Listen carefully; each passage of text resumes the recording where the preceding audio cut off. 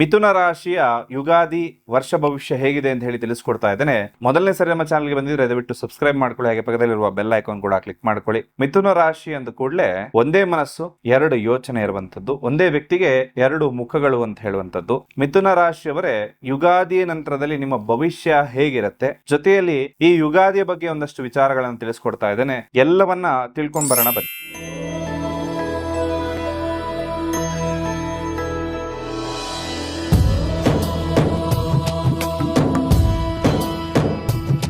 ಹಣಕಾಸು, ಮದುವೆ, ದಾಂಪತ್ಯ, ಪ್ರೀತಿ ಪ್ರೇಮ ಸಮಸ್ಯೆಗಳು, ಜೀವನದಲ್ಲಿ ನೆಮ್ಮದಿ ಇಲ್ಲದಿರುವುದು, ವ್ಯಾಪಾರ ಅಭಿವೃದ್ಧಿ, ಮನೆಯ ವಾಸ್ತು ಹಾಗೂ ಇನ್ನಿತರ ಸಮಸ್ಯೆಗಳಿಗೆ ಶಾಸ್ತ್ರೋಕ್ತ ಮತ್ತು ಶಾಶ್ವತ ಪರಿಹಾರವನ್ನ ತಿಳಿಸಿಕೊಡುತ್ತಾರೆ. ಗುರೂಜಿಯವರ ಅಪಾಯಿಂಟ್ಮೆಂಟ್ಗಾಗಿ ಕರೆ ಮಾಡಿ. ಮಾರ್ಚ್ 19ಕ್ಕೆ ಈ ಅಮಾವಾಸ್ಯೆ ಮುಗಿದ ನಂತರದಲ್ಲಿ ವಿಶೇಷವಾಗಿ ನಾವೆಲ್ಲರೂ ಕಾಯುತ್ತಿರುವಂತಹ ಯುಗಾದಿ, ಯುಗಗಳೇ ಕಳೀತಾ ಇದ್ರು ಕೂಡ ಯುಗಾದಿ ಮರಳಿ ಬರ್ತಾನೆ ಇದೆ. ಈ ಹಾಡು ಪ್ರತಿ ಯುಗಾದಿಗೂ ಕೂಡ ನಮ್ಮೆಲ್ಲರಿಗೂ ಕೂಡ ನೆನಪಾಗುವಂತಹ ಹಾಡು. ಹಾಗೆ ವಿಶೇಷವಾಗಿ ಈ ವರ್ಷ ಇರುವಂತಹ ಯುಗಾದಿ ಬಂದು ಪರಾಭವನಾಮ ಸಂವತ್ಸರ ಅಂತ ಹೇಳಿ. ಪರಾಭವ ಅಂದ್ರೆ ಏನು? ಪರಾಭವ ಅಂದ್ರೆ ಸೋಲು. ನಮ್ಮ ಶಾಸ್ತ್ರ ಅಥವಾ ಗತ ಚರಿತ್ರೆಯನ್ನ ಹುಡುಕ್ತಾ ಹೋದ್ರೆ ಈ ಪರಾಭವನಾಮ ಸಂವತ್ಸರ ಏನು ಹೇಳುತ್ತೆ ಅಂದರೆ ಭಯಂಕರವಾದ ಅಪಮಾನ, ಅವಮಾನಗಳು ಅಂತ ತೋರಿಸುತ್ತೆ. ಹಾಗೂ ಅವಮಾನಕಾರಿಯಾಗಿ ಸೋಲುವಂಥದ್ದು, ಈ ಎಲ್ಲ ಸೂಚನೆಗಳು ಕೂಡ ಈ ಒಂದು ಸಂವತ್ಸರದಲ್ಲಿ ಬರುತ್ತೆ. ಯಾರಿಗೆ ಈ ಸೋಲು ಬರುತ್ತೆ, ಯಾರಿಗೆ ಗೆಲುವಿರುತ್ತೆ? ಯಾಕಂದರೆ ಒಬ್ಬರು ಸೋಲಬೇಕಾದ್ರೆ ಇನ್ನೊಬ್ಬರು ಗೆಲ್ಲಲೇಬೇಕು. ಹಾಗಾಗಿ ಈ ಸೋಲು ಯಾರಿಗೆ ಈ ಗೆಲುವು ಅಂತಕ್ಕಂಥದ್ದನ್ನ ಪರಿಪೂರ್ಣವಾಗಿ ತಿಳಿಸ್ಕೊಡ್ತೇನೆ. ಜೊತೆಯಲ್ಲಿ ಈ ವರ್ಷ ಅಂದರೆ ಈ 2026ರಲ್ಲಿ ರಾಜನಾಗಿರ್ತಕ್ಕಂಥದ್ದು ಗುರುಗ್ರಹ ಆಗಿರುತ್ತೆ. ಹಾಗೂ ಮಂತ್ರಿಯ ಸ್ಥಾನದಲ್ಲಿ ಕುಜಗ್ರಹ ಇರುತ್ತೆ. ಅಧಿಪತಿ ಅಂದರೆ ಕಮಾಂಡಿಂಗ್ ಕೊಡ್ತಕ್ಕಂತಹ ಕಮಾಂಡರ್ ಒಂದು ಕೇತು ಇರುತ್ತೆ. ನಿಮ್ಗೆಲ್ರಿಗೂ ಗೊತ್ತಿರುವ ಹಾಗೆ ಕೇತು ಗ್ರಹಕ್ಕೆ ತಲೆ ಅನ್ನೋದಿರೋದಿಲ್ಲ. ಅವನು ಯಾವ ಥರ ಬೇಕೋ ಆ ರೀತಿ ನಿರ್ಧಾರ ತೆಗೆದುಕೊಳ್ತಾ ಇರ್ತಾನೆ. ಈಗ ಮುಖ್ಯವಾಗಿ ಅಮೇರಿಕ ಒಂದು ದೇಶವಾಗಿ ನಾವು ನೋಡುವಾಗ ಅಲ್ಲಿ ಕೂತಿರ್ತಕ್ಕಂತಹ ಒಬ್ಬ ಪ್ರೆಸಿಡೆಂಟ್ ಏನಿರ್ತಾನೆ, ಅವನು ತುಘಲಕ್ ದರ್ಬಾರನ್ನು ನಡೆಸ್ತಾ ಇರುವಂಥದ್ದು ತಾವೆಲ್ಲರೂ ಕೂಡ ಗಮನಿಸ್ತಾ ಇದ್ದೀರಿ. ಹಾಗೆ ಈ ಕಮಾಂಡರ್ ಕೇತು ಇರೋದ್ರಿಂದ ಈ ವರ್ಷ ಪೂರ್ತಿ ಸ್ಥಿರತೆ ಅಂತಕ್ಕಂಥದ್ದನ್ನ ನಾವು ನಿರೀಕ್ಷೆ ಮಾಡೋದಕ್ಕೆ ಬಹಳ ಕಷ್ಟ ಆಗುತ್ತೆ. ಹಾಗೂ ಈ ವರ್ಷ ಗ್ರಹಗಳ ಸಂಯೋಗ ಇರ್ತಕ್ಕಂಥದ್ದು ಏನಿದೆ, ಏಪ್ರಿಲ್ನಿಂದ ಜುಲೈ ತಿಂಗಳವರೆಗೂ ಈ ಸಂದರ್ಭದಲ್ಲಿ ಕಾಲಸರ್ಪ ಯೋಗ ಬರ್ತಾ ಇದೆ. ಅಂದರೆ ಈ ಸಂದರ್ಭದಲ್ಲಿ ಯಾರ್ಯಾರು ಹುಟ್ಟುತ್ತಾ ಇರ್ತಾರೋ ಅವರೆಲ್ಲರ ಜಾತಕದಲ್ಲೂ ಕೂಡ ಈ ಯೋಗ ಇರುತ್ತೆ. ಜೊತೆಯಲ್ಲಿ ಸೆಪ್ಟೆಂಬರ್ 19ರಿಂದ ಅಕ್ಟೋಬರ್ 30ರವರೆಗೂ ಕೂಡ ಕರ್ಕಾಟಕ ರಾಶಿಯಲ್ಲಿ ಕುಜ ಮತ್ತು ಗುರು ಸಂಯೋಗ ಆಗ್ತಕ್ಕಂಥದ್ದು. ನವೆಂಬರ್ ಮತ್ತು ಡಿಸೆಂಬರ್ ಈ ತಿಂಗಳುಗಳಲ್ಲಿ ಸಿಂಹ ರಾಶಿಯಲ್ಲಿ ಕುಜಸ್ತಂಭನ ಯೋಗ ಕೂಡ ಬರ್ತಾ ಇದೆ. ಹಾಗೂ ಗುರು ಗ್ರಹ ಬಹಳ ವಿಶೇಷವಾದಂತಹ ಗ್ರಹ. ಎಲ್ಲರೂ ಕಾಯುವಂಥದ್ದು ಗುರುಬಲ ಬರಲಿಕ್ಕೆ. ಈ ಗುರು ಒಂದು ರಾಶಿಯಿಂದ ಇನ್ನೊಂದು ರಾಶಿಗೆ ಹೋಗಲಿಕ್ಕೆ 1 ವರ್ಷದ ಸಮಯವನ್ನು ತೆಗೆದುಕೊಳ್ತಾನೆ. ಅಲ್ಲಿಗೆ 2 ರಾಶಿಯಲ್ಲಿ ಸಂಚಾರ ಮಾಡತಕ್ಕಂಥದ್ದನ್ನ ನಾವು ನೋಡ್ತಾ ಇರ್ತೇವೆ. ಆದರೆ ಈ ವರ್ಷ ಗುರುಗ್ರಹ ಈಗ ಸದ್ಯದ ಪರಿಸ್ಥಿತಿಯಲ್ಲಿ ನಮ್ಮ ಒಂದು ಜ್ಯೋತಿಷ್ಯ ಶಾಸ್ತ್ರದ ಪ್ರಕಾರವಾಗಿ ಅವನು ವಕ್ರಿಯಾಗಿ ಮಿಥುನ ರಾಶಿಯಲ್ಲಿ ಇರೋದ್ರಿಂದ ಮಿಥುನ, ಕರ್ಕಾಟಕ ಮತ್ತು ಸಿಂಹ ರಾಶಿಯಲ್ಲೂ ಕೂಡ ಅವನ ಸಂಚಾರ ಅಂತಕ್ಕಂಥದ್ದನ್ನ ಇಲ್ಲಿ ನಾವು ನಿರೀಕ್ಷೆಯನ್ನ ಮಾಡಬಹುದು. ಇಷ್ಟು ವಿಚಾರಗಳು ಇಲ್ಲಿ ಕಾಣಿಸ್ತಾ ಇರೋದ್ರಿಂದ ಇದರಿಂದ ಯಾರ್ಯಾರಿಗೆಲ್ಲ ಯಾವ್ಯಾವ ರೀತಿ ಪ್ರಭಾವಗಳಿರುತ್ತೆ ಅಂತಕ್ಕಂಥದ್ದನ್ನ ನೋಡೋದಾಯ್ತು ಅಂದ್ರೆ, ಈ ವರ್ಷ ಒಂದು ಜಾಗತಿಕ ಮಟ್ಟದಲ್ಲಾಗಿರ್ಬೋದು ಅಥವಾ ದೇಶದ ಮಟ್ಟದಲ್ಲಾಗಿರ್ಬೋದು ಎಲ್ಲರೂ ಕೂಡ ಒಂದು ಟೆನ್ಷನ್ ಇಂದ ಇರ್ತಾರೆ. ಮಾನಸಿಕ ಒತ್ತಡ ಅಂತಕ್ಕಂಥದ್ದು ಜಾಸ್ತಿ ಆಗಿರುತ್ತೆ, ನಿದ್ರಾಹೀನತೆ ಇರುತ್ತೆ. ಬಹಳ ಜನರಿಗೆ ಈ ಒಂದು ಸಮಸ್ಯೆಗಳನ್ನ ಯಾರೋ ಅನುಭವಿಸ್ತಾ ಇರ್ತಾರೋ ಅವರಿಗೆ ಇನ್ನಷ್ಟು ಉಲ್ಬಣ ಆಗುವಂತಹ ಮಟ್ಟಿಗೆ ಈ ಒಂದು ವಿಚಾರಗಳು ಕಂಡುಬರುತ್ತೆ. ಮಹಿಳೆಯರಿಗೆ ಒಂದಷ್ಟು ಅದೃಷ್ಟದಾಯಕ ಫಲಗಳು ಪ್ರಾಪ್ತಿಯಾಗುತ್ತೆ. ಆರ್ಥಿಕವಾಗಿ ಮತ್ತು ಸಾಮಾಜಿಕವಾದ ರೀತಿಯಲ್ಲೂ ಕೂಡ ಅನುಕೂಲಕರವಾದಂತಹ ವರ್ಷ. ಅವರು ಪುರುಷರಿಗಿಂತ ಒಂದು ಹೆಜ್ಜೆ ಮುಂದೆ ಹೋಗುವಂತಹ ವರ್ಷ ಇದಾಗಿರುತ್ತೆ. ಜೊತೆಯಲ್ಲಿ ಕ್ರೈಮ್ ರೇಟ್ ಜಾಸ್ತಿ ಆಗುವಂತಹ ಸಾಧ್ಯತೆಗಳು ಕೂಡ ಈ ವರ್ಷ ಬರುತ್ತೆ. ಅನೇಕ ರೀತಿಯ ಕ್ರೈಮ್ಗಳು, ಹೊಸ ಹೊಸ ರೀತಿಯ ಕ್ರೈಮ್ಗಳನ್ನ ಈ ವರ್ಷ ನೀವು ನೋಡಬಹುದು. ಹಾಗಾಗಿ ಬಹಳಷ್ಟು ಎಚ್ಚರಿಕೆಯಿಂದ ತಾವೆಲ್ಲರೂ ಇರಬೇಕಾಗತ್ತೆ. ಮಾಧ್ಯಮದಲ್ಲಿ, ಸೋಷಿಯಲ್ ಮೀಡಿಯಾದಲ್ಲಿ ಒಂದಷ್ಟು ಸುಳ್ಳು ಸುದ್ದಿಗಳು ಬರುವಂತದ್ದಾಗುತ್ತೆ. ಹಾಗೂ ಈ ಒಂದು ಸುಳ್ಳು ಸುದ್ದಿಗಳಿಂದ ಜನ ಹೇಗೆ ಅಂದ್ರೆ, ಒಬ್ಬ ವ್ಯಕ್ತಿ ಶ್ರೀಮಂತನಿದ್ದಾನೆ ಅಂದ್ರೆ ಅವನು ಇನ್ನೊಬ್ಬರಿಗೆ ಮೋಸ ಮಾಡಿನೇ ಶ್ರೀಮಂತನಾಗ್ತಾನೆ ಅಂತಕ್ಕಂಥದ್ದನ್ನ ಯೋಚನೆ ಮಾಡ್ತಾ ಇರ್ತಾರೆ.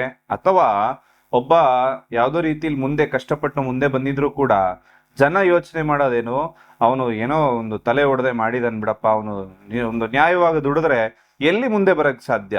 ಈಗ ನಾವು ದುಡಿತಾ ಇರೋದ್ರಲ್ಲಿ ನಮ್ಮ ತಿಂಗಳ ಖರ್ಚಿಗೆ ಆಗೋದಿಲ್ಲ, ಅಂಥದ್ರಲ್ಲಿ ಇಂಥ ಮನೆ ಕಟ್ಟೋದಕ್ಕೆ ಹೇಗೆ ಸಾಧ್ಯ ಅಂತ ಹೇಳಿ ಅವನ ಬುದ್ಧಿವಂತಿಕೆಯಿಂದ ಅವನು ಮಾಡಿರ್ತಾನೆ. ಆದ್ರೆ ಇಲ್ಲಿ ಜನ ಮಾತಾಡುವಂಥದ್ದು ಅವನು ಏನೋ ಮಾಡಿದಾನೆ, ಒಂದು ತಪ್ಪು ಕೆಲಸ ಮಾಡಿನೇ ಈ ತರ ಮುಂದೆ ಬಂದಿದ್ದಾನೆ ಅಂತ ಹೇಳಿ ಈ ರೀತಿ ತಪ್ಪು ಯೋಚನೆ ಬರುವಂಥದ್ದು ಜನರಿಗೆ ಬಹಳಷ್ಟು ಕಾಣ್ತಾ ಇದೆ. ಇನ್ನ ರಾಜಕೀಯ ವಿಚಾರವಾಗಿ ಬಂತು ಅಂದ್ರೆ ಪ್ರಾದೇಶಿಕ ಪಕ್ಷಗಳಲ್ಲಿ ಒಂದಷ್ಟು ಭಿನ್ನಾಭಿಪ್ರಾಯ ಮೂಡಬಹುದು. ಇದರಿಂದಾಗಿ ಒಂದು ಸಮ್ಮಿಶ್ರ ಸರ್ಕಾರ ಯಾವ್ದಾದ್ರು ನಡೀತಾ ಇತ್ತು ಅಂದ್ರೆ ಅದು ಬಿಟ್ಟು ಅಥವಾ ಅದರಲ್ಲಿ ಏಟು ತಿಂದು ಆ ಒಂದು ಮತ್ತೆ ಎಲೆಕ್ಷನ್ ಆಗುವಂತಹ ಸಂದರ್ಭದವರೆಗೂ ಕೂಡ ಹೋಗುವಂತಹ ಲಕ್ಷಣಗಳು ಬರುತ್ತೆ. ಇದು ಯಾವುದೇ ರಾಜ್ಯದಲ್ಲೂ ಆಗಿರಬಹುದು. ಹಾಗೆ ಕೆಲವು ಪ್ರಮುಖ ರಾಜಕೀಯ ವ್ಯಕ್ತಿಗಳಿಗೆ ಆರೋಗ್ಯ ವಿಚಾರದಲ್ಲಿ ತೊಂದರೆಗಳಿರುತ್ತೆ. ಅವರಿಗೆ ವಿಶೇಷವಾಗಿ ಸ್ವಲ್ಪ ಒಂದು ಮೃತ್ಯುಂಜಯ ಮಂತ್ರವನ್ನ ಎಲ್ಲ ರಾಜಕಾರಣಿಗಳು ಈ ಸಂದರ್ಭದಲ್ಲಿ ಹೇಳ್ಕೊಳ್ಳೋದು ಒಳ್ಳೇದು ಅಂತ ಹೇಳ್ತೀನಿ. ಸಿನಿಮಾ ರಂಗದಲ್ಲಿ ಸ್ವಲ್ಪ ಏಳಿಗೆ ಎಲ್ಲವೂ ಕೂಡ ಆಗುತ್ತೆ. ಹಾಗೂ ದಕ್ಷಿಣ ಭಾರತದಲ್ಲಿ ಇರ್ತಕ್ಕಂತಹ ನಟರು ಎಲ್ರಿಗೂ ಕೂಡ ವಿಶೇಷವಾಗಿ ಶುಭ ಸಮಯ ಅಂತ ಹೇಳ್ತಾನೆ. ಹಾಗೂ ಜೈಲು ಶಿಕ್ಷೆ ಬಗ್ಗೆ ಹೇಳೋದಾಯ್ತು ಅಂದ್ರೆ ಸ್ವಲ್ಪ ಒಂದಷ್ಟು ರಾಜಕಾರಣಿಗಳಿಗೆ ಜೈಲಾಗುವಂತಹ ಸಂದರ್ಭಗಳು ಕೂಡ ಬರುತ್ತೆ. ಇನ್ನು ನೈಸರ್ಗಿಕವಾಗಿ ನಮ್ಮ ಒಂದು ವಿಚಾರವನ್ನ ನೋಡೋದಾಯ್ತು ಅಂದ್ರೆ ಸ್ವಲ್ಪ ಬಸ್ ಅಪಘಾತಗಳಾಗ್ಬೋದು, ಅಗ್ನಿ ಅವಘಡಗಳಾಗುವಂಥದ್ದು ಅಥವಾ ಜ್ವಾಲಾಮುಖಿ ಸ್ಫೋಟ ಆಗುವಂತಹ ವರ್ಷ ಇದಾಗಿರುತ್ತೆ. ಎತ್ತರದ ಪ್ರದೇಶ ಅಥವಾ ಕಣಿವೆ ಪ್ರದೇಶದಲ್ಲಿರುವಂಥವರು ಪ್ರವಾಸಕ್ಕೆ ಹೋಗಬೇಕಾದ್ರೆ ನೀವು ಎಚ್ಚರಿಕೆಯಿಂದ ಇರಬೇಕಾಗತ್ತೆ. ಇನ್ನು ನದಿಗಳ ಬಗ್ಗೆ ಹೇಳಬೇಕು ಅಂದ್ರೆ ನದಿಗಳೆಲ್ಲವೂ ಕೂಡ ತುಂಬಿ ಹರಿಯುವಂತಹ ಸಾಧ್ಯತೆ ಬರುತ್ತೆ. ಬಂಗಾರ ಮತ್ತು ಬೆಳ್ಳಿ ಈಗ ಬಹಳಷ್ಟು ಎತ್ತರಕ್ಕೆ ಹೋಗಿ ಬಿದ್ದಿದೆ, ಚಿನ್ನ ಬೆಳ್ಳಿ ಎಲ್ಲವೂ ಕೂಡ. ಇನ್ನು ಈ ವರ್ಷದ ಕೊನೆಯ ಹಂತದಲ್ಲಿ ಚಿನ್ನದ ಬೆಲೆ ಮತ್ತಷ್ಟು ಏರಿಕೆ ಆಗುವಂತಹ ಸಾಧ್ಯತೆಗಳು ಬರುತ್ತೆ. ಈ ವಿಚಾರ ಎಲ್ಲವನ್ನ ತಿಳಿಸ್ತಾ ಇರುವಂಥದ್ದು ಕೇವಲ ನಿಮ್ಮ ಮಾಹಿತಿಗಾಗಿ ಮಾತ್ರ. ಜೊತೆಯಲ್ಲಿ ಪರಿಹಾರಗಳನ್ನ ಕೂಡ ತಿಳಿಸ್ಕೊಡ್ತಾ ಇದ್ದೇನೆ. ಹಣಕಾಸಿನ ವ್ಯವಹಾರವನ್ನ ಮಾಡುವಾಗ ಎಗ್ರಿಮೆಂಟ್ ಇಲ್ಲದೆ ಈ ವರ್ಷ ಯಾವುದೇ ಕೂಡ ಕೆಲಸವನ್ನ ಮಾಡಬೇಡಿ. ಕೊಟ್ಟ ಹಣ ವಾಪಸ್ ಬರೋದು ಡೌಟ್ ಇರುತ್ತೆ. ಹಾಗೂ ಬಣ್ಣದ ಬಳಕೆ, ನೀವು ನಿಮ್ಮ ರಾಶಿಗೆ ಅನುಗುಣವಾಗಿರ್ತಕ್ಕಂತಹ ಬಣ್ಣವನ್ನ ಬಳಸಬೇಕು. ಈ ವರ್ಷ ಹಳದಿ ಬಣ್ಣ ಶ್ರೇಷ್ಠವಾದಂತಹ ಬಣ್ಣ ಆಗಿರುತ್ತೆ. ದೇವತಾ ದರ್ಶನದ ಬಗ್ಗೆ ಹೇಳೋದಾಯ್ತು ಅಂದ್ರೆ ಈ ವರ್ಷ ಯಥೇಚ್ಛವಾಗಿ ದೇವರ ದರ್ಶನ ಮಾಡುವಂತಹ ಯೋಗಗಳು ತಮಗೆಲ್ರಿಗೂ ಕೂಡ ಪ್ರಾಪ್ತಿಯಾಗತ್ತೆ. ಇನ್ನ 50 ವರ್ಷ ಮೇಲ್ಪಟ್ಟವರು ಯಾರೇ ಇದ್ರೂ ಕೂಡ ಕಾಲು ಜಾರಿ ಬೀಳುವಂತಹ ಸಾಧ್ಯತೆ ಇರುತ್ತೆ. ಸ್ವಲ್ಪ ನಡಿಬೇಕಾದ್ರೆ, ಸ್ಲಿಪ್ಪರಿ ಜಾಗದಲ್ಲಿ ಹೋಗ್ಬೇಕಾದ್ರೆ ಎಚ್ಚರಿಕೆಯಿಂದ ಇರೋದು ಶುಭವನ್ನ ನಿಮಗೆ ತಂದು ಕೊಡುತ್ತೆ. ನಿಮ್ಮ ಜೀವನದಲ್ಲಿ ಎಷ್ಟು ಪ್ರಯತ್ನ ಮಾಡಿದ್ರೂ ಕೂಡ ಫಲ ಸಿಗ್ತಾ ಇಲ್ಲ. ಹಣ ಬರುತ್ತೆ, ಆದ್ರೆ ಕೈಯಲ್ಲಿ ಉಳಿತಾ ಇಲ್ಲ. ಒಂದು ತಪ್ಪಿದ್ರೆ ಇನ್ನೊಂದು ಸಮಸ್ಯೆ ಆಗ್ತಾನೆ ಇರುತ್ತೆ. ಎಲ್ಲೋ ವಿಚಾರದಲ್ಲೂ ಕೂಡ ಅಡೆತಡೆಗಳೇ ಆಗ್ತಾ ಇದೆ. ಮನಸ್ಸಿಗೆ ಶಾಂತಿ ಇಲ್ಲ ಅನ್ನೋ ಭಾವನೆ ನಿಮ್ಮನ್ನ ಕಾಡ್ತಾ ಇದ್ರೆ, ನೀವು ಎಷ್ಟೇ ಶ್ರಮ ವಹಿಸಿ ಕೆಲಸ ಮಾಡಿದ್ರೂ ಕೂಡ ನಿಮಗೆ ಫಲ ಸಿಗ್ತಾ ಇಲ್ಲ ಅಂದ್ರೆ ಇದಕ್ಕೆ ಕಾರಣ ಏನು ಅಂದ್ರೆ ನಿಮ್ಮ ಎನರ್ಜಿಯಲ್ಲಿ ಸಪೋರ್ಟ್ ಇಲ್ಲದೆ ಇರುವಂತದ್ದು. ವೇದ ಜ್ಯೋತಿಷ್ಯದ ಪ್ರಕಾರ ಪ್ರತಿ ರಾಶಿಗೂ ಕೂಡ ನಿರ್ದಿಷ್ಟ ಶಕ್ತಿಯ ರತ್ನಗಳನ್ನು ಹಾಕೋಬೇಕು. ಅವನ್ನ ಸರಿಯಾದ ವಿಧಾನದಲ್ಲಿ ಧರಿಸೋದ್ರಿಂದ ಜೀವನದ ದಿಕ್ಕೇ ಬದಲಾಗುತ್ತೆ. ಇದು ಸ್ಪಿರಿಚುವಲ್ ಕ್ರಿಸ್ಟಲ್ಗಳಾಗಿರುತ್ತೆ, ಸಾಮಾನ್ಯ ಆಭರಣಗಳಲ್ಲ. ನಿಮ್ಮ ರಾಶಿಗೆ ಅನುಗುಣವಾಗಿ ಆಯ್ಕೆ ಮಾಡಿದ ನ್ಯಾಚುರಲ್ ಕ್ರಿಸ್ಟಲ್ ಮಣಿಗಳಿದಾಗಿರುತ್ತೆ. ಇದು ಹಣಕಾಸಿನ ಅಡೆತಡೆಗಳನ್ನ ದೂರ ಮಾಡುತ್ತೆ. ಅಷ್ಟ ದಿಕ್ಕಿನಿಂದ ನಕಾರಾತ್ಮಕ ಶಕ್ತಿಗಳನ್ನ ತಡೆದು ನಿಮಗೆ ರಕ್ಷಣೆಯನ್ನ ಕೊಡುತ್ತೆ. ದೈವ ಬಲವನ್ನ ಹೆಚ್ಚಿಸುತ್ತೆ, ಗುರುಬಲವನ್ನ ಹೆಚ್ಚಿಸುತ್ತೆ. ಇದು ಮ್ಯಾಜಿಕ್ ಅಲ್ಲ, ಇದು ಎನರ್ಜಿ ಅಲೈನ್ಮೆಂಟ್. ಈ ಮಣಿಗಳನ್ನ ಮುಖ್ಯವಾಗಿ ನಿಮ್ಮ ಹೆಸರಿನಲ್ಲಿ, ನಿಮ್ಮ ಮನೆ ದೇವರ ಹೆಸರಿನಲ್ಲಿ ಪ್ರಾಣ ಪ್ರತಿಷ್ಠಾಪನೆಯನ್ನ ಮಾಡಿ ನಿಮಗೆ ಕಳಿಸ್ಕೊಡಲಾಗುತ್ತೆ. ಇದು ಯಾವುದೇ ರೀತಿಯ ಖರೀದಿ ಅಲ್ಲ, ಇದು ನಿಮ್ಮ ಜೀವನದ ಮೇಲೆ ನೀವೇ ಮಾಡ್ತಾ ಇರುವಂತಹ ಇನ್ವೆಸ್ಟ್ಮೆಂಟ್. ನಿಮ್ಮ ರಾಶಿಗೆ ಸೂಕ್ತವಾದ ಮಣಿಗಳ ಬಗ್ಗೆ ತಿಳಿದುಕೊಳ್ಳೋದಕ್ಕೆ ಈ ಕೂಡಲೇ ಸ್ಕ್ರೀನ್ ಮೇಲೆ ಕಾಣ್ತಾ ಇರೋ ನಂಬರ್ಗೆ ಒಂದು ವಾಟ್ಸ್ಆಪ್ ಮಾಡಿ.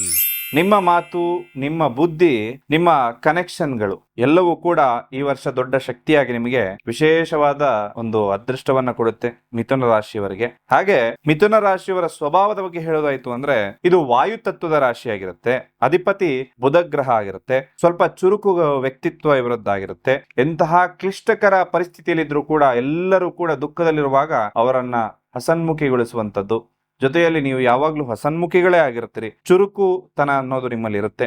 ಕಮ್ಯುನಿಕೇಶನ್ ಅಂದ್ರೆ ಸಂವೇದನಾಶೀಲತೆ ತುಂಬಾ ಚೆನ್ನಾಗಿರುತ್ತೆ ನಿಮ್ಮಲ್ಲಿ. ನೆಟ್ವರ್ಕಿಂಗ್, ಮೀಡಿಯಾ, ಮಾರ್ಕೆಟಿಂಗ್, ಮಿಥುನ ರಾಶಿಯವರು ಇದರಲ್ಲಿ ಸಕ್ಸಸ್ ಆಗ್ತದೆ. ಅದೇ ನಿಮ್ಮ ಪ್ಲೇ ಗ್ರೌಂಡ್ ಅಂತ ಹೇಳ್ತೀನಿ. ನೀವು ಏನ್ ಆಡ್ತೀರೋ ಅದೇ ನಿಮ್ಗೆ ಚೆನ್ನಾಗಾಗುತ್ತೆ. ಹಾಗೂ ಈ 3 ವಿಚಾರದ ಬಗ್ಗೆ ವಿಶೇಷವಾಗಿ ಮಿಥುನ ರಾಶಿಯವರು ತಿಳ್ಕೊಳ್ಬೇಕು. ಆ 3 ವಿಚಾರವೇನೆಂದ್ರೆ ಹಣಕಾಸು, ಪ್ರೀತಿ ಪ್ರೇಮ ಮತ್ತು ಉದ್ಯೋಗ ಹೇಗಿರುತ್ತೆ ಅಂತ ಹೇಳಿ ನೋಡೋಣ. ಹಣಕಾಸಿನ ವಿಚಾರವಾಗಿ ನೋಡೋದಾಯ್ತು ಅಂದ್ರೆ ಸ್ವಲ್ಪ ಹಣದ ಒಳಹರಿವು ಹೆಚ್ಚು ಕಮ್ಮಿ ಆಗ್ತಾ ಇರಬಹುದು. ಒಂದ್ಸರಿ ಜಾಸ್ತಿ, ಒಂದ್ಸರಿ ಕಮ್ಮಿ. ಲಾಭ 1 ತಿಂಗಳು ಬಂತು ಅಂದ್ರೆ 1 ತಿಂಗಳು ನಷ್ಟ ಆಗ್ಬೋದು, ಖರ್ಚು ಜಾಸ್ತಿ ಆಗ್ಬೋದು ಅಂತಕ್ಕಂಥದ್ದು. ಮೇ ಅಥವಾ ಜುಲೈ ತಿಂಗಳ ನಂತರದಲ್ಲಿ ಸ್ವಲ್ಪ ಫ್ರೀಲ್ಯಾನ್ಸ್ ಅಂದ್ರೆ ಒಂದು ಕನ್ಸಿಸ್ಟೆಂಟ್ ಆಗಿ ಒಂದು ಯಾವ ರೀತಿ ಮಾಡ್ಕೊಂಡ್ ಬರ್ತಿರೋ ಅದು ಬಿಟ್ಟು ಹೊಸ ರೀತಿಯ ಅವಕಾಶಗಳು ಬರ್ಬೋದು ಅಂತಕ್ಕಂಥದ್ದು. ಆನ್ಲೈನ್ ಬಿಸ್ನೆಸ್, ಕಾಂಟೆಂಟ್ ಕ್ರಿಯೇಷನ್ ಮಾಡ್ತಾ ಇದ್ರೆ ಶುಭವಾಗುತ್ತೆ. ಶೇರ್ ಮಾರ್ಕೆಟ್, ಕ್ರಿಪ್ಟೋ ಅಥವಾ ಬಿಟ್ಕಾಯಿನ್ ಇದರೆಲ್ಲ ಮಾಡ್ತಾ ಇರುವಂತವ್ರು ರಿಸರ್ಚ್ ಅನ್ನ ಹೆಚ್ಚಾಗಿ ಮಾಡ್ಬೇಕಾಗತ್ತೆ. ಬುಧಗ್ರಹದ ಪ್ರಭಾವದಿಂದಾಗಿ ಇಂಪಲ್ಸಿವ್ ಸ್ಪೆಂಡಿಂಗ್ ಅಂದ್ರೆ ಖರ್ಚಿನ ಮೇಲೆ ಹಿಡಿತ ಇಲ್ಲದೆ ಆಗ್ಬೋದು. ಒಂದು ಬಜೆಟ್ ಅನ್ನ ಸರಿಯಾಗಿ ಮೇಂಟೈನ್ ಮಾಡಬೇಕಾಗತ್ತೆ. ಇನ್ನ ಪ್ರೀತಿ ವಿಚಾರದ ಬಗ್ಗೆ ಹೇಳೋದಾಯ್ತು ಅಂದ್ರೆ ಮಿಥುನ ರಾಶಿಯವರು ನಿಮ್ಮ ಸ್ನೇಹಿತರು ಅಥವಾ ಸ್ನೇಹಿತರಿಂದ ಪ್ರೀತಿಯನ್ನ ನೀವು ಈ ವರ್ಷ ನಿರೀಕ್ಷೆ ಮಾಡಬಹುದು. ಒಂದು ದಿನ ಒಬ್ಬರ ಮೇಲೆ ಇಂಟ್ರೆಸ್ಟ್ ಇದ್ರೆ ಇನ್ನೊಂದು ದಿನ ಇನ್ನೊಬ್ಬರ ಮೇಲೆ, ಈ ರೀತಿಯಾಗಿರ್ತಕ್ಕಂತಹ ತಪ್ಪು ನಿರ್ಧಾರವನ್ನ ಮಿಥುನ ರಾಶಿಯವರು ಮಾಡಬಾರದು. ಕಮ್ಯುನಿಕೇಶನ್ ನಿಮಗೆ ಕೀ ಆಗಿರುತ್ತೆ. ನೀವು ನಿಮ್ಮ ಒಂದು ಮದುವೆ ಆಗಿತ್ತು ಅಂದ್ರೆ ನಿಮ್ಮ ವಿಚಾರಗಳನ್ನ ನಿಮ್ಮ ಪಾರ್ಟ್ನರ್ ಜೊತೆ ಮುಕ್ತವಾಗಿ ಮಾತಾಡ್ಕೊಳ್ಳಿ. ಹಾಗೂ ಜುಲೈ ನಂತರದಲ್ಲಿ ಏನಾದ್ರು ಜಗಳಗಳು, ಕಲಹಗಳಿತ್ತು ಅಂದ್ರೆ ಸ್ವಲ್ಪ ಸರಿ ಹೋಗುವಂತ ಸಂದರ್ಭ ಬರುತ್ತೆ. ಇನ್ನ ಉದ್ಯೋಗ ಮತ್ತು ವೃತ್ತಿಯಲ್ಲಿರುವಂತವರು, ಕಾರ್ಪೊರೇಟ್ ಅಥವಾ ಯಾವುದೇ ರೀತಿಯ ಒಂದು ಜಾಬ್ ಅಲ್ಲಿ ಇರುವಂತವರಿಗೆ ಏಪ್ರಿಲ್ ಅಥವಾ ಆಗಸ್ಟ್ ನಡುವೆ ಸಂದರ್ಭದಲ್ಲಿ ಪ್ರಮೋಷನ್ ಆಗುತ್ತೆ ಅಥವಾ ಟ್ರಾನ್ಸ್ಫರ್ ಆಗುತ್ತೆ. ಬಿಸ್ನೆಸ್ ಮಾಡುವಂತವರಿಗೆ ಡಿಜಿಟಲ್ ಮೀಡಿಯಾದಲ್ಲಿ ಯಾರೇ ಇದ್ರು ಗ್ರೋತ್ ಆಗುತ್ತೆ. ಸೇಲ್ಸ್ ಇತ್ತು ಅಂದ್ರೆ ಈ ವರ್ಷ ಬರೆದಿಟ್ಕೊಳ್ಳಿ, ಗೋಲ್ಡನ್ ವರ್ಷ ನಿಮ್ಮದಾಗಿರುತ್ತೆ. ಇನ್ನ ವಿದ್ಯಾರ್ಥಿಗಳ ಬಗ್ಗೆ ಹೇಳಬೇಕು ಅಂದ್ರೆ ಕಾಂಪಿಟೇಟಿವ್ ಎಕ್ಸಾಮ್ ನಲ್ಲಿ ಫೋಕಸ್ ಅಂತಕ್ಕಂಥದ್ದು ಹೆಚ್ಚಾಗುವಂತ ವರ್ಷ ಆಗಿರುತ್ತೆ. ಓವರ್ ಥಿಂಕಿಂಗ್ ಅನ್ನ ಕಮ್ಮಿ ಮಾಡಿ ಸರಿಯಾದ ನಿದ್ದೆಯನ್ನ ಮಾಡಿ ಅಂತಕ್ಕಂಥ ಹೇಳ್ತೇನೆ. ನಿಮಗೆ ಅವಶ್ಯಕತೆ ಇಲ್ಲದವರ ಬಗ್ಗೆ, ಯಾರೋ ಸಂಬಂಧನೇ ಇಲ್ಲ ಅವರ ಬಗ್ಗೆ ಗಾಸಿಪ್ ಮಾಡುವಂತ ಅವಶ್ಯಕತೆ ನಿಮಗಿಲ್ಲ, ಅದನ್ನ ಮಾಡಬೇಡಿ ಅಂತ ಹೇಳ್ತೀನಿ. ಇನ್ನು ಅದೃಷ್ಟದ ಬಗ್ಗೆ ಹೇಳೋದಾಯ್ತು ಅಂದ್ರೆ ಹಸಿರು ಬಣ್ಣ, ಬುಧವಾರ 5 ಸಂಖ್ಯೆ ಇದು ನಿಮಗೆ ಅದೃಷ್ಟ ಕೊಡುತ್ತೆ. ಗಣೇಶನ ದೇವಾಲಯಕ್ಕೆ ಭೇಟಿಯನ್ನ ಕೊಡಿ. ಓಂ ಬುಧಾಯ ನಮಃ ಅಂತಕ್ಕಂಥ ಮಂತ್ರವನ್ನ ಜಪ ಮಾಡ್ಕೊಳ್ಳಿ. ನೀವು ಅನ್ಕೊಂಡಿರೋ ಕೆಲಸ ಕಾರ್ಯ ಎಲ್ಲವೂ ಕೂಡ ಇದರಿಂದ ನೆರವೇರುತ್ತೆ. ನೀವು ಅನ್ಕೊಂಡಿರೋ ಕೆಲಸ ಕಾರ್ಯಗಳೆಲ್ಲವೂ ಕೂಡ ಈಡೇರ್ಲಿ ಅಂತ ಹೇಳಿ ಭಗವಂತನಲ್ಲಿ ಪ್ರಾರ್ಥನೆ ಮಾಡ್ತಾ ಸರ್ವೇ ಜನ ಸುಖಿನೋ ಭವಂತು.